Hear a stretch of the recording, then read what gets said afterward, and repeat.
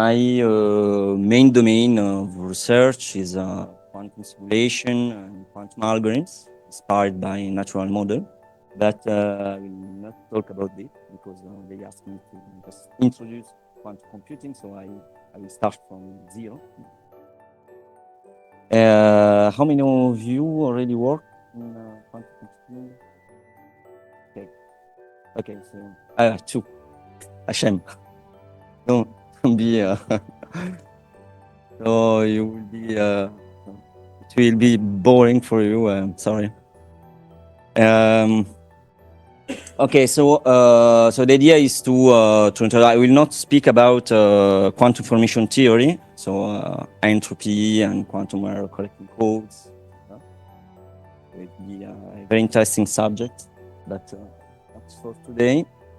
We'll introduce the fundamentals, the basics, and then some important tools to design circuits. And I will introduce the first couple of algorithms. Then I will see how much time I will have.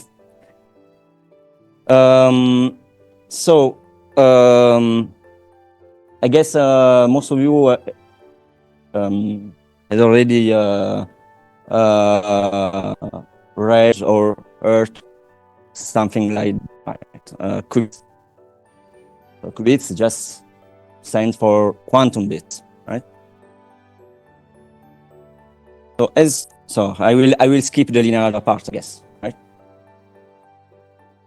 So we agree on that, okay? So I guess if you have any questions. So in a classical framework, we know that we can code information by bits, classical bits or trees, no matter the dimension of space, but a finite set, even a continuous set, probabilistic bits. In this case, we will stay all along the presentation with the two-level systems, where here we do not have scalars, we have vectors. These vectors belongs to this vectorial space that I will introduce in a minute. And let me just introduce this notation. This notation introduced by Paul Dirac in TFT, what we call a cat, and the dual space. In the dual space, we call the same vector. The dual, the elements of the dual space, the bra. In a way, when we compose them, we have brackets. It's a scalar product. We will see that. For cat bra is a typical tensor product. So in any vectorial space, you know that we define a basis. You recognize what you probably use in other contexts, a canonical basis, a computational basis. So here we have vectors, dimension 2, 1, 0, and 0, 1. So the 0, by convention, the cat 0 is this one, is usually corresponds in physics to a fundamental ground state, fundamental state. And the 1 is usually associated to the first excited states. This should suggest you that it is usually easier to build a two-level systems, because a three-level system means that we have to jump to the second excited states, which is more tricky to build. So what is a Hilbert space? The real or complex, in this case the basis is real, or complex inner product space that is also a complete metric space with respect to the distance function induced by the inner product or Hermitian, which is defined by this notation.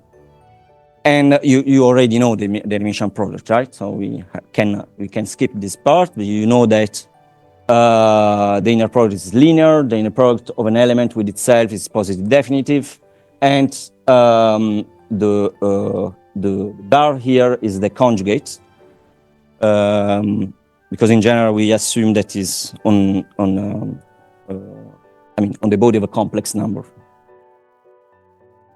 So in quantum theory, we at least in this discrete framework, but quantum theory in general, we work with orthonormal basis. Orthonormal basis, just let me recall it. That means that the states are orthogonal and the states are normalized. So we will assume that the basis in any cases will be an orthonormal basis. Now here we introduce the first property that was already a properties of wave mechanics. So the superposition principle. So you know that waves can be described by vectors, and you can build superpositions of these mode states. Here we do not have waves. We have the element of the basis state of the basis space 0 and 1, and in general any element of the vector the Hilbert spaces that we are considering here can be decomposed on this space, on this basis. And alpha and beta are complex numbers, and because the state has to be normalized, means that the modulo square of alpha plus the modulo square of beta has to be equal always to 1. This is because if you take the Hermitian product of psi with the dual, the bra of psi, we have to impose that this product has to be equal to 1. We will see that this somehow is related also to the probability conservation in the classical framework, but you can recognize that if you set alpha to 0 or beta to 0, you just recover a classical state. So what we call generally a quasi-classical state. So 0 and 1 are separately quasi-classical state, although they are elements of the Hilbert space. You can do classical computation on vector spaces.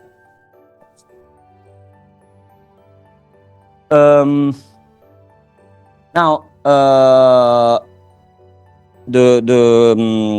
another feature of quantum theory is that you never have actually a truly discrete space. The qubit is a vector which spans an R3 continuous space. So you can choose any continuous rotation of the basis, the computational basis, and still have a basis of the same spaces. Now here we have a remarkable basis, which is called the Hadamard basis, and the matrix, the associated matrix, is the Hadamard matrix. So you probably already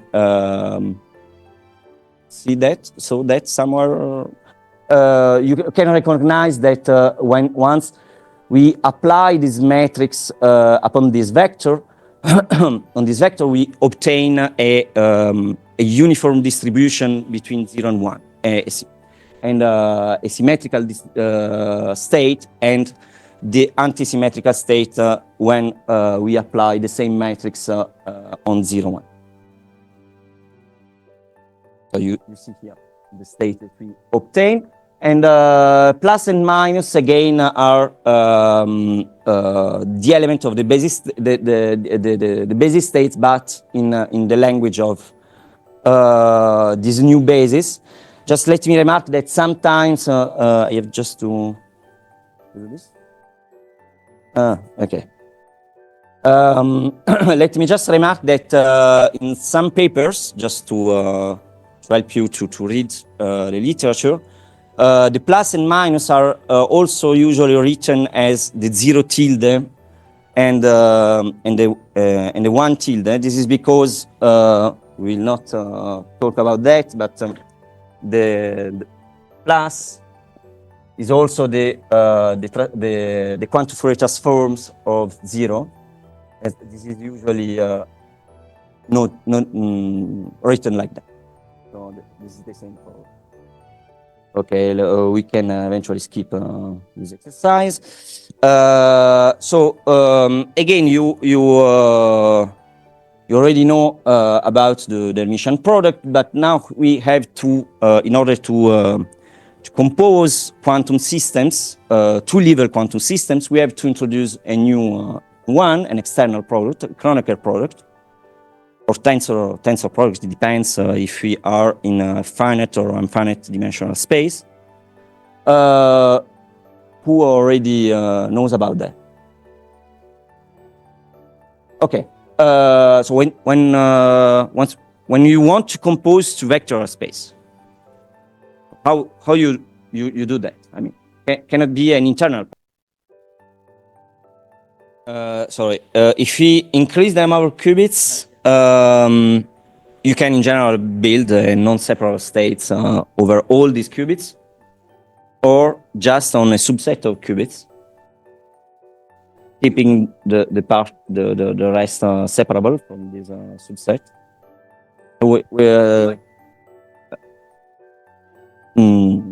No. No, actually. No. I want to understand the question. So.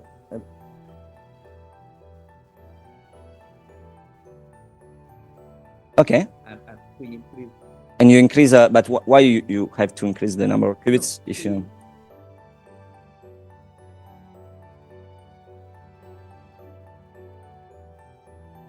Okay. I hope to have understood the question. So the question is too much generic. So I mean, it depends on the problem. There are too much generic. I could answer to this question once we have a problem, a specific problem, and then the answer could be different. If I well understood.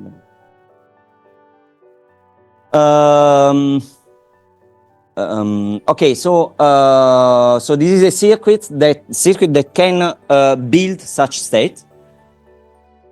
At the end of the day, because this is a separable state. At the end of the day, you would like to have 0, 0 plus 1, 1.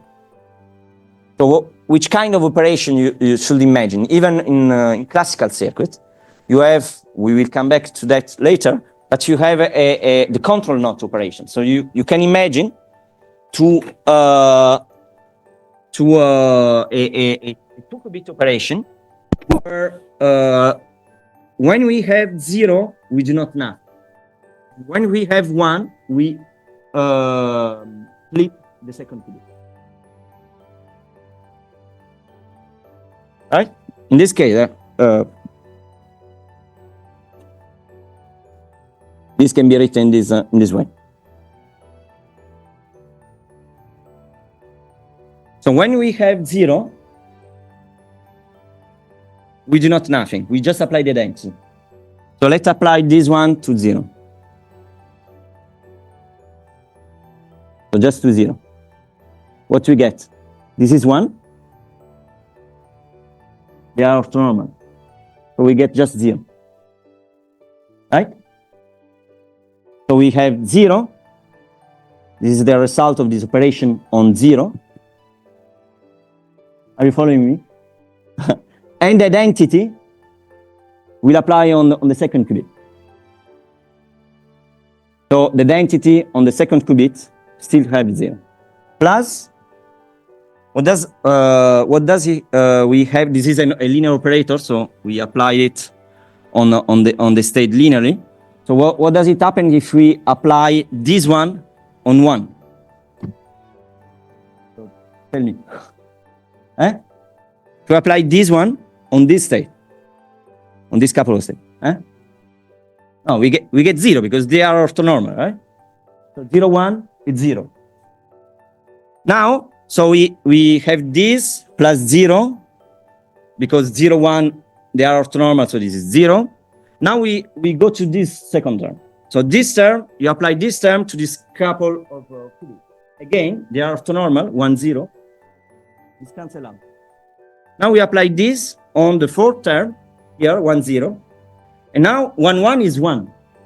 So we get 1 tensor product not over 0, but not over 0. You can do it just just negation. This is 1. And so we recovered. So you see that it's pretty simple to build it, a Bell state. This is the way. And the other Bell states, actually, if you think about that, the other Bell states you can just play it with some phases. We have just to change some phases in the operation. But I mean, it's pretty straightforward. So you followed the calculation?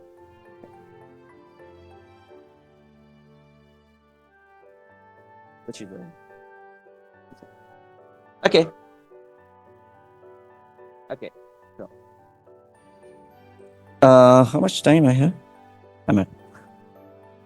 So the measurement. So let me go a little bit faster.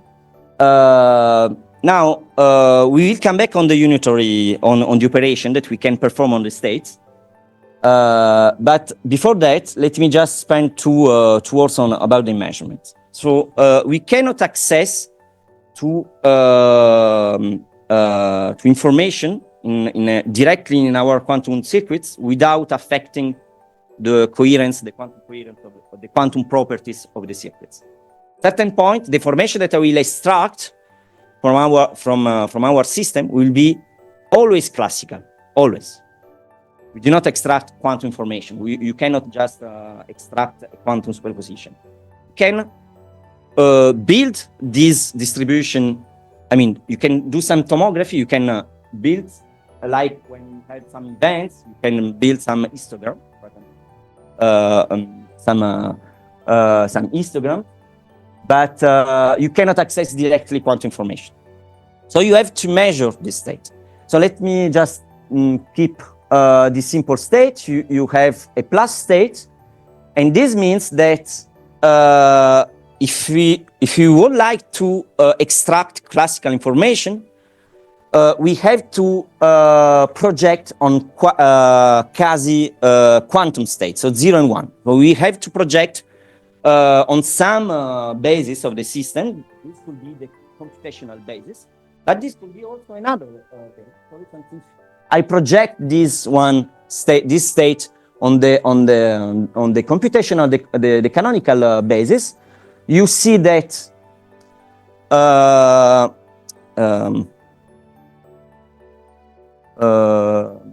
so you see that you have some number in front of the states, right? 0 and 1. You have a 1 over square root. So I didn't tell you that, but these numbers are called probability amplitudes. Not probabilities because they are complex numbers in general, but they're related to probabilities. So I do not have time to enter into details. Actually, I even mentioned projectors, but I will not have time to produce projectors here. But just keep in mind that what you have in front of the states is a probability amplitude, and they are related with the probabilities by a very simple operation, the square modulus. So if we would like to know which is the probability to get 0, we will just compute the modulus square of 1 over square root of 2. So in this case, we will have 1/2 probability 1/2 to get 0 and probability 1/2 to get 1. So it's very, very simple. How experimentally, how we derive that? Again, we run our circuit, we measure, reinitialize, run our circuit, we measure, and we have a long series of 0 and 1, and then we build our, so just this. And obviously the probabilities has to sum to 1. Now, just a rapid remark. this part was really important at the beginning of quantum, quantum security, quantum cryptography, because there is a very simple protocol, the one-time pad, where you actually generate a random key. But you know that classically you cannot generate a truly random key by a deterministic procedure. But in this case, you have a deterministic procedure, and the result is truly random. This is why, so you cannot just derive a deterministic procedure by a frequencies analysis. And this is why this consideration was important, very important at the beginning of. So one-time pad is pretty useless right now.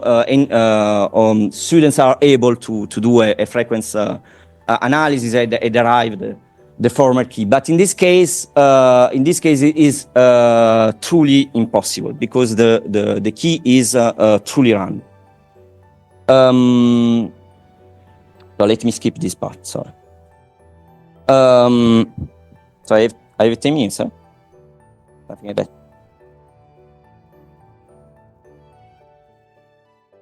Okay. Sorry. Okay. Half past. Okay. Perfect. Okay. So let me. So these are our projectors, and again, the theory of measurement, general theory of measurement, is a beautiful, elegant, and really vast, very large. But here, just what we have to bring at home is, in order to measure a system, we need projectors. And this is in the case of closed system, so not interacting, not quasi-classical. The case of closed systems, where quantum coherence is ideally preserved. So we have projectors which are built on the basis states. So again, we want to project on the quasi-classical states. So we have to build this projector. Let me show you a very simple example. So let me again choose the same state of before.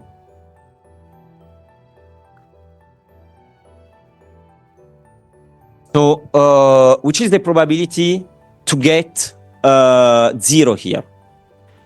So first of all, we introduce a projector P0, where this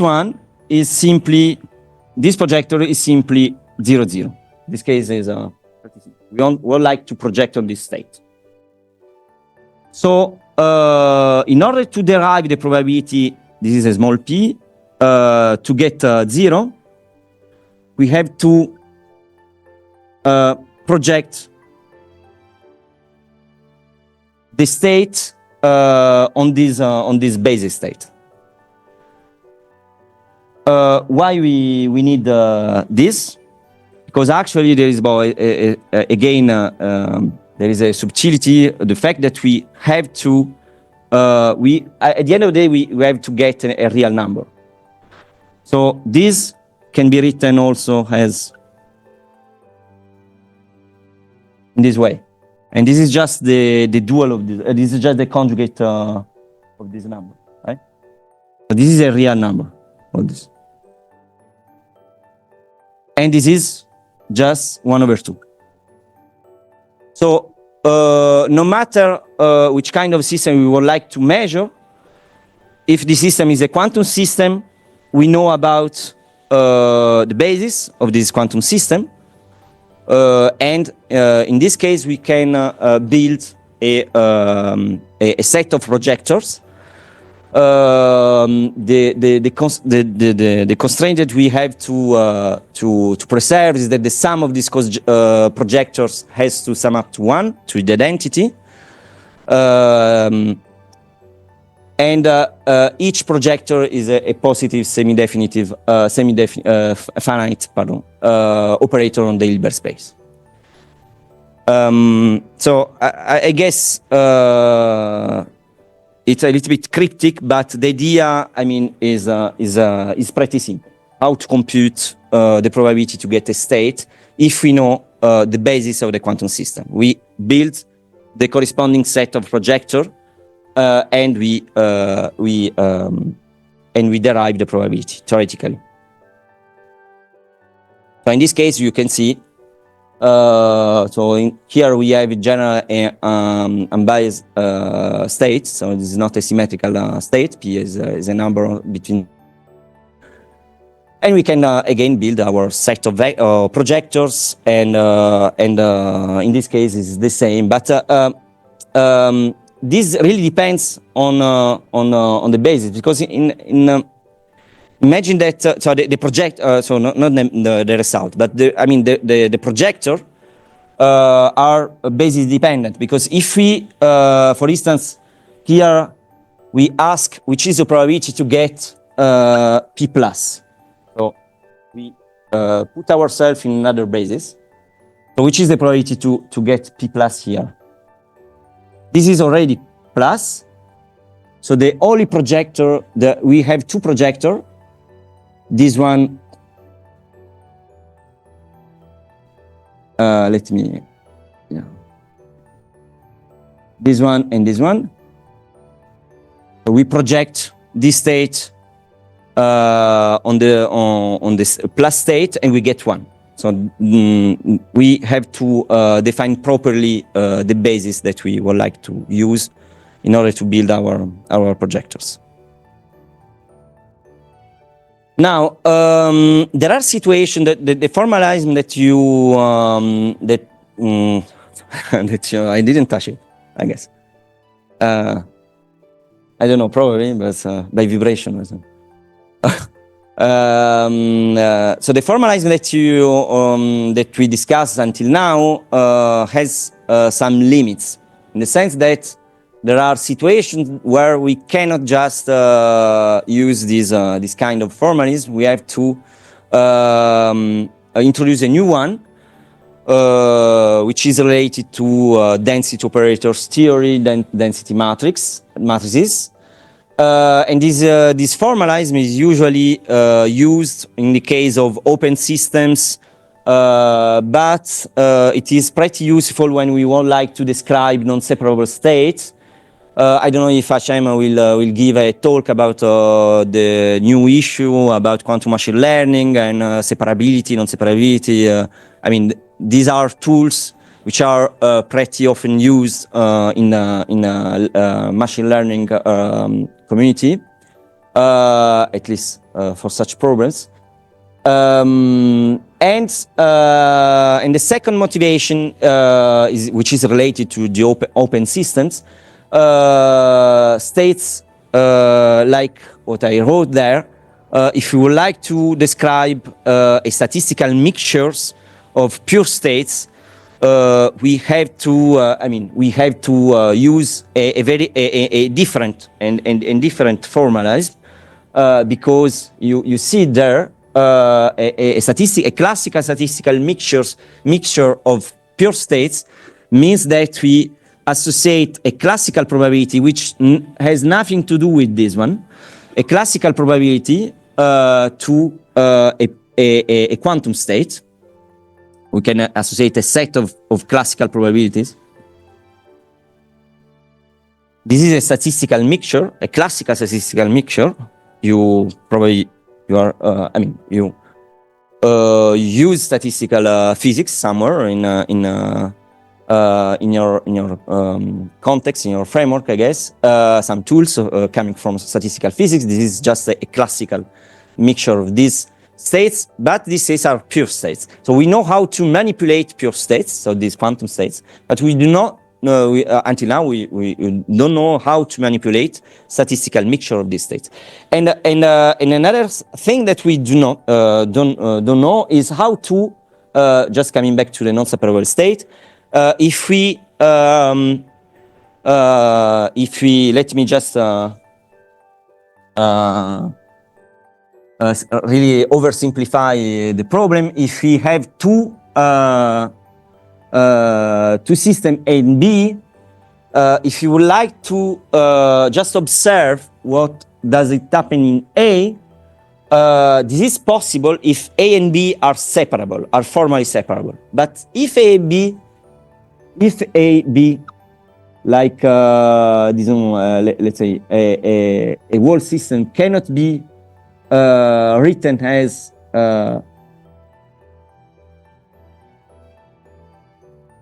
a product state, then looking at what does it happen in A is no longer trivial. And until now, we didn't introduce tools in order to. So that's why these formalized density operators and the associated matrices are really are truly important. So a density operator, again, I will go fast, is just a projector. So if we want to derive the density operator associated to a quantum state, we have to compute such projectors. So we start from a state psi, in order to write down the corresponding density operator, we have just to build the projector, the corresponding projector. And here, this psi can be a pure state, or can be a classical statistical mixture. This psi can be our, this can be the Bell state, this can be a Bell state, for instance, or this can be a classical statistical mixture. I don't know, it's 0 plus P1. And this is, for instance, is just, let me just keep an example. Can be this one can be 0, I don't know, plus P3, a Bell state. This is a statistical classical mixture. So, and we have to build this projector, which is not so complicated if we followed the first part where we introduce how to compute a tensor product. So, for instance, the density operator associated to plus state is that matrix.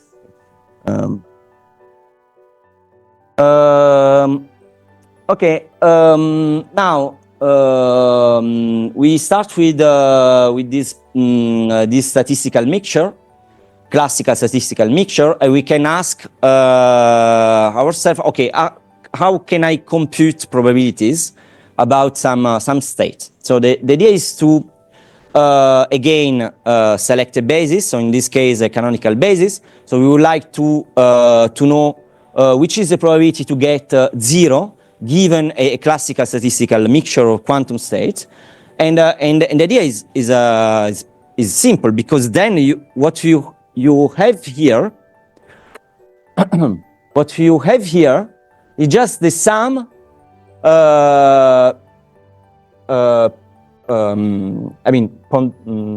weighted with these real numbers p corresponding to each, so the probabilities to get some state, and the corresponding quantum probabilities Q0. Given G. So G is the probability P1, P2, P3, etc. So this is very simple to build. So we fix G and we derive Q0 or Q1 as we did before, and conditioned by G, and then we sum over G. So the idea is simple. If we know how to measure a quantum state, we know how to build a statistical, how to derive the probability to get 0 given the statistical mixture of these quantum states.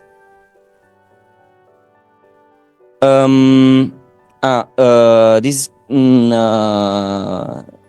it's important to remark that, okay, this sum can be written in this way.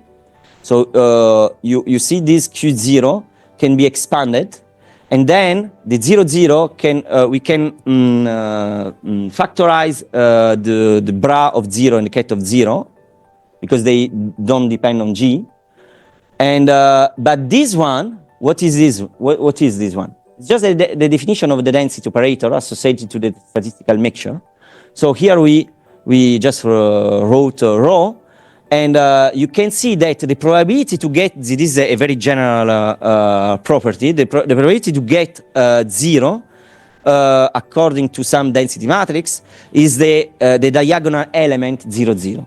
So when you want to derive, so in general, the elements on the diagonal of the density matrix are associated to real probabilities. It's once you would like to compute the probability to get a E, then you have to look at the E rho E, so the E element of the diagonal of the density operator. Okay, these are some probably some properties, important properties of these operators. They are semi-definitive positive, so all eigenvalues are non-negatives. This is quite obvious because they are related to real probabilities. And the trace has to be equal to 1. Again, not surprising, because again is related to real probabilities, and real probabilities has to sum to 1. Yes, that's all. So the idea is to prove the conservation of probability. Just you have to sum over all the eigenvalues lambda g. In the case we do not have a statistical mixture, but we have, so you probably got it. So when we do not have a statistical mixtures, we are speaking about pure state. In this case, the rank of the density operator is 1, and when we do have a statistical mixtures, in general we speak about mixed states. So just to give you some vocabulary about that. So 20 minutes, right? I have still 20 minutes, I guess. So in the same way we built product states with pure states, we can build tensor product states between density matrices. If we associate rho A to some A system, no matter if this system is a pure state or mixed states, but if we would like to compose the A and B systems, then we have to take again a tensor product. A nice property when we compute quantum and classical system, which can happen when we are interested to add some classical information in the protocols. This happens usually in some cryptographic protocols, for instance, when we have some classical communication. So we have to compose quantum states with classical communication. But in this state, when we describe the systems, the composite system, as a density matrix, in this case, we always have that the classical density matrix is fully diagonal, it's completely diagonal. So in all these cases, the quantum system and the classical communication can never be non-separable, can never produce entanglement. So we didn't introduce entanglement, but you can imagine that entanglement is the property to be non-separable. Okay. So now we introduce two motivations in order to talk about density operator, density matrices. So we already We already investigated why we have to introduce density matrices in the case of statistical mixtures. Now, what does it happen when we have to just look at some subsystem A, and the subsystem A is non-separable with another system B? In this case, again we have to introduce rho, the density operator, but we still didn't give any tool in order to, and this tool is the partial trace. So we know again that the trace of the density matrix just sum up to 1. But if we are interested in just in row A and not in row AB, where A and B are inseparable, then we have to trace the B part. Okay, so we will detail this. So let us consider, for instance, row AB, and as a mixtures of tensor products. In this case, we start to assume that these state A and B are separable. So in this case, they are separable, and but still each system can be a statistical mixture. There are situations, but in this case, you see, in this case, it's pretty simple to look at one subsystem because due to the fact that they are non-separable, when I trace just on the states, on the basis states of B, I will just get the row A. So we can give an example later. But when the states are separable, the trace is a linear operator, so the computation is trivial. In the case they are not separable, in general, I cannot write down the state as I did before. So in general, if they are not separable, this means that this is the state, the projector associated to A, the density operator associated to A, and the density operator associated to B. But in general, here I have a tensor, a four-dimensional tensor, associated to the probabilities that we usually have, the weights, the classical weights that we usually have in statistical mixtures. By the only difference that I cannot just separate these two parts. This is a global four-dimensional tensor in front of all these density operators. So what does it happen if I try to trace over B, for instance? So the computation the problem is not trivial, but the computation is pretty simple. Everything is linear, and so if I have the trace here, it means that I have to apply this trace on the second part, not on the first part, on the B part. They are still depending on KL. There is still a dependence of KL, so I cannot just stop here.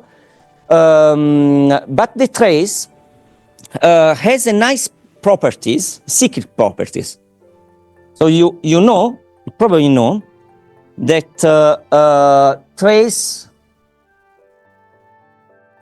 of AB, there will be one. Sorry, this one, because I have them open. The trace or AB is equal to the trace of BA. So the trace of KL is equal to the trace of LK. Right? Now the basis is orthonormal, always to be orthonormal. So this trace of LK reduced trivially. So you see that when LK are different, this is just 0. Then we have 1. So actually we have trace of 1. Trace of 1 is 1. And so this is why when we, this is because, this is why when we apply trace over the second part, we just get some e.g. sum over k, because we just pick up one in. We could use the L in this. And so we get gamma kk e.g. Of this projector e.g. And this is the final result. So this is the general final result. Can look difficult, these final results, but in some cases is really simple. And now a very simple example is when we do not have a statistical mixture.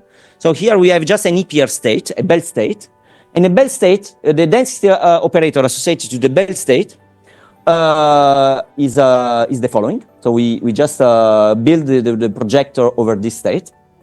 So you get the following without the trace. I skipped a step.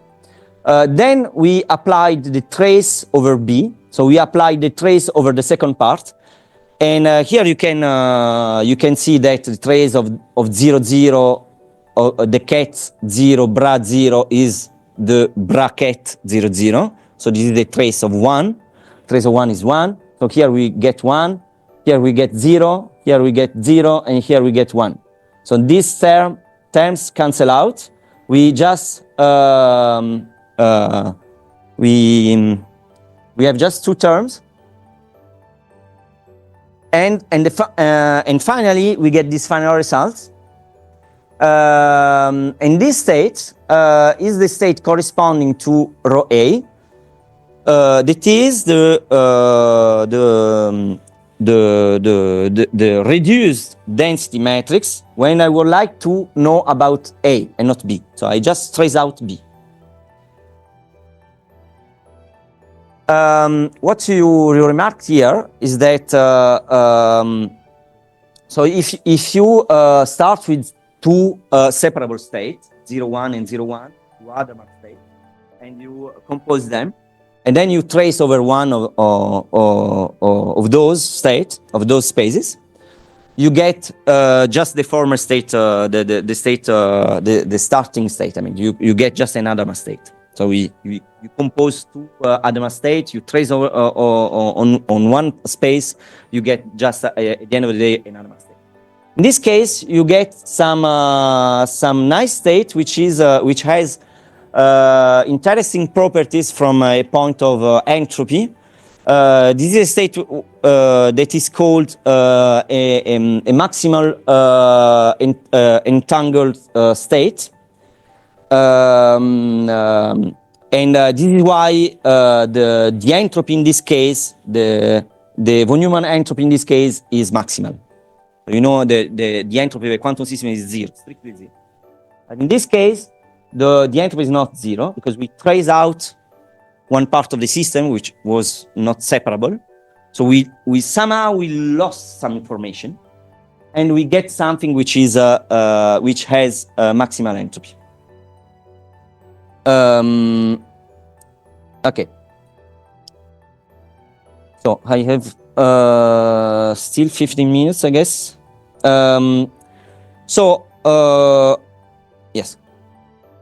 So quantum operations. So we introduced quantum states, Hilbert space, some problems, non-separable state, density matrices, measurement. Measurement is not at all a unitary operation, it's not reversible. We didn't really introduce properly quantum operations, unitary operations. In this case, we have to consider that in a Hilbert space, when we perform an operation, we have to start from a vector and we have to end with another vector. So the operation has to be linear. Okay, so any operation in this state has to be linear, a linear operator.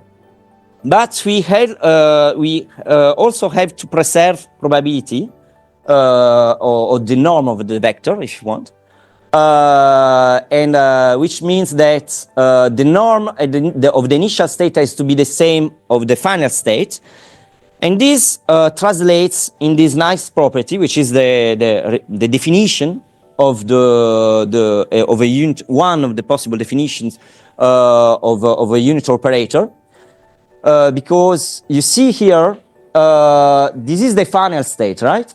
This is the dual of the final state. So the dual, we already introduced it before. We take the transpose conjugate, so the dagger of this operator. So this means that U dagger U has to be equal to the identity, and this is obviously is true the opposite.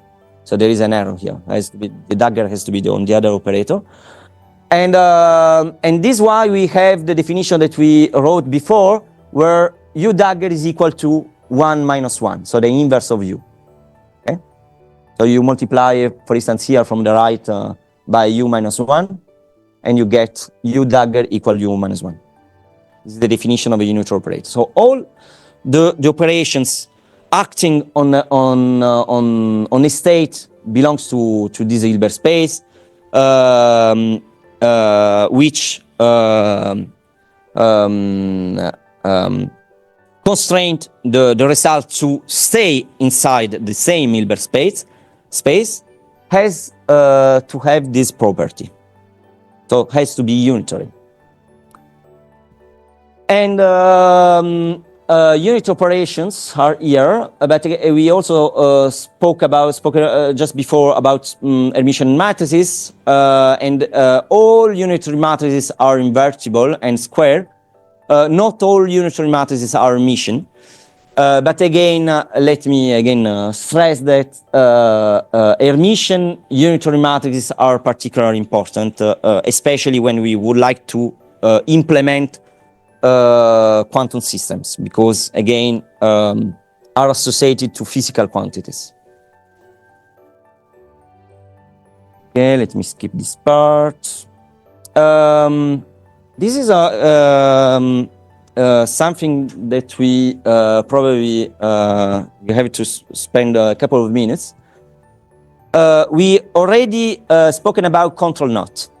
If I have a reversible local rule, and I want to build the associated quantum operator. So this happens at a certain point when you make research, you know how to change states in some reversible way, but you do not have immediately a associated quantum operator. How you can do that? Okay, here just a control knot, because we know which is the final result. So the idea is to write down the local rule, that the reversible rule that I would like. So it's 0 change to 1 and 1 change to 0, and then I can easily build the operator if I know the rule.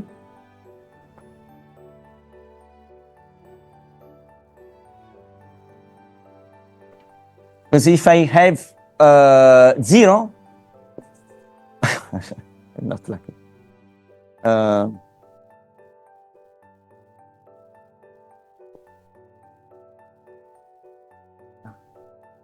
I want this one.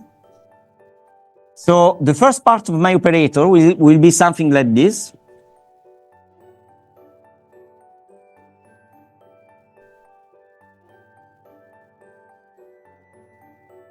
Do you agree?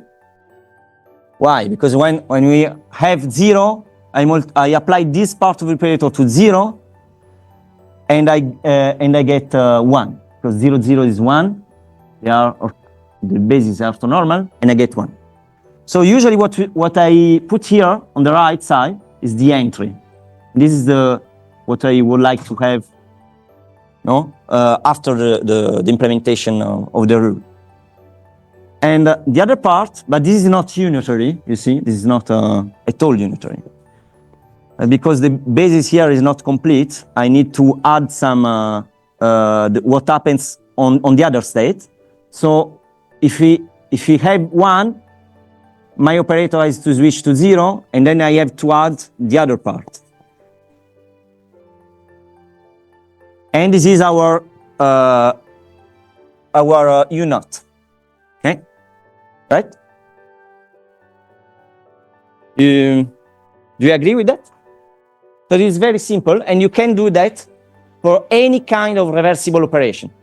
So again, in order to build this operator, you will consider the entry, the input here on the right hand side, and the output will be on the left hand side of the projector. And the operator has to be unitary. So you have to consider all the elements of the basis space. On one single qubit, we have three remarkable matrices. They belong to an important group. They form an algebra, the Lie algebra. So X, Z, and Y.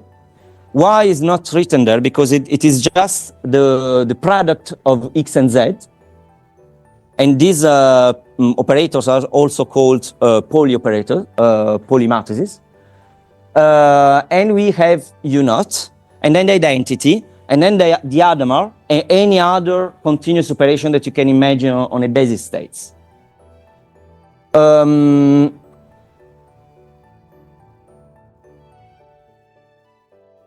Let me just tell you, so here you have the Y operator, again is a product of the two one. They form a group.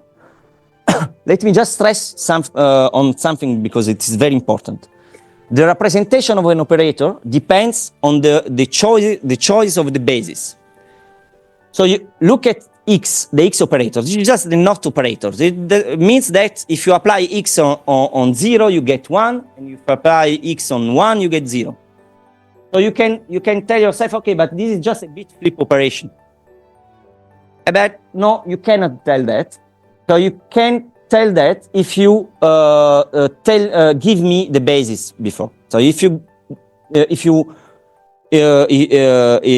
start from a canonical basis, this is true. But if you start from an Hadamard basis, this is no longer true. And this is easily, so you can check it. If you replace 0 and 1 by plus and minus, the basis states that we introduced before, you will see that what we just considered as a bit flip operation becomes a phase flip operation, where when we have 0, we stay on 0, and when we have 1, we just add a minus 1, which is a phases. And zeta is exactly the same. We just looking at that, we could just say, okay, but this is just a phase flip operation, and this is not in general, because it depends on the basis. In the canonical basis, zeta acts as a phase flip operation, and in the Hadamard basis acts as a qubit flip operation.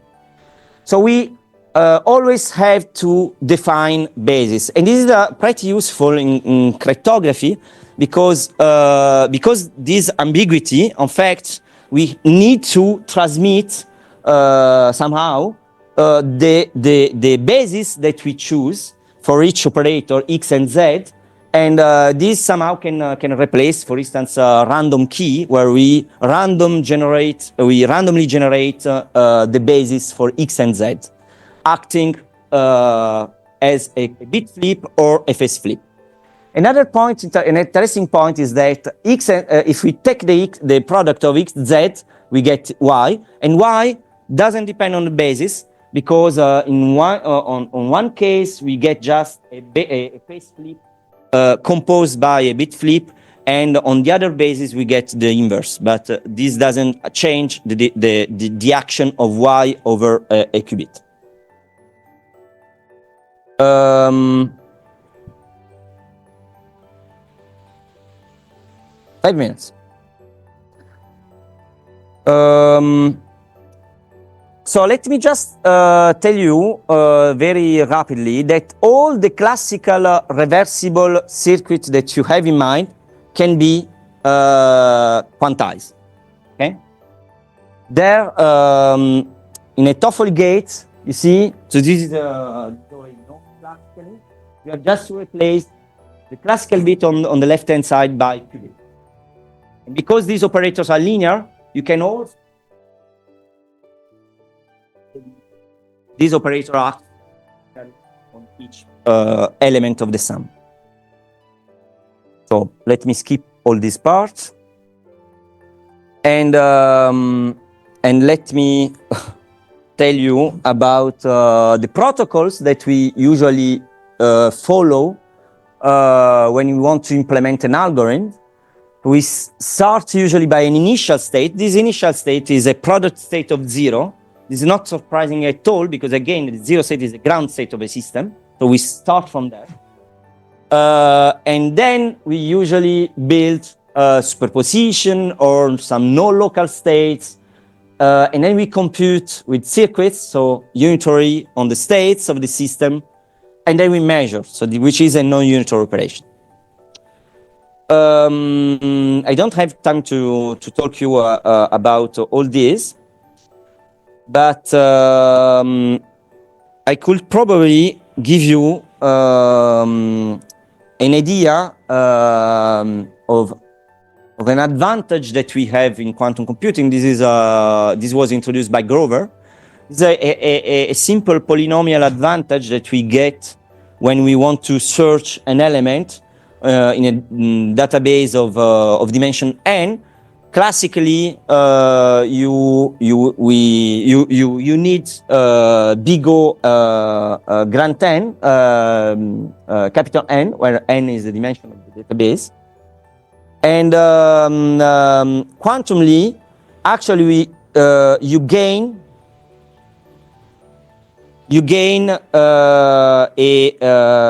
quadratically. And this advantage comes from, in fact,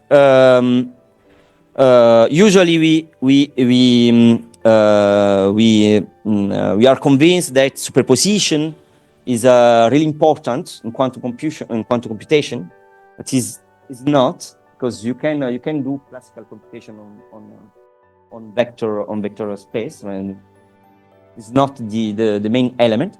In this case, it is not at all entanglement, because we do not have entanglement here.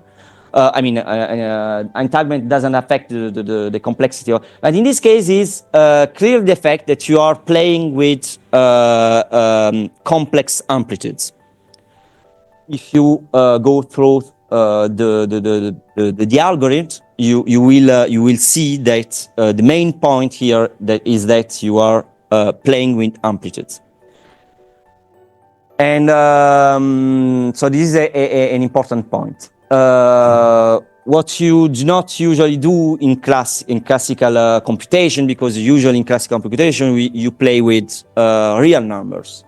So here there is a straight point. It is not superposition which allow you to get an advantage, but still, and here you have a quadratic advantage. I guess I did say that before. But this doesn't mean that superposition, and I really finished. Doesn't mean at all that superposition doesn't play a role here. Just imagine that you have a tree graph, and you want to explore this graph. Certainly, or you want to escape from some maze. Certainly, if you would like to escape faster than a classical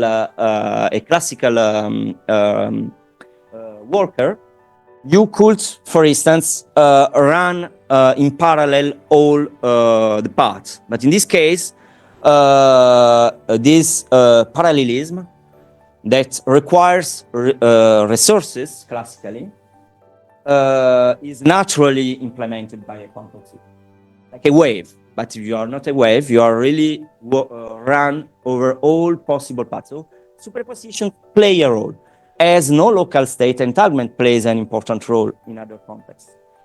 So that's all. That was just an introduction, and again,